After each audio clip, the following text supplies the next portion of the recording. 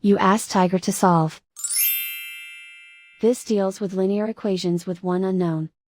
The final result is x equals -3. Let's solve it step by step. Simplify the expression. Group like terms. Simplify the arithmetic.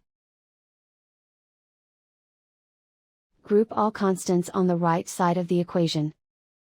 Add 2 to both sides. Simplify the arithmetic.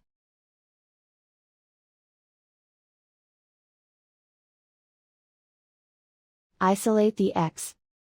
Divide both sides by 6. Simplify the fraction. Find the greatest common factor of the numerator and denominator. Factor out and cancel the greatest common factor.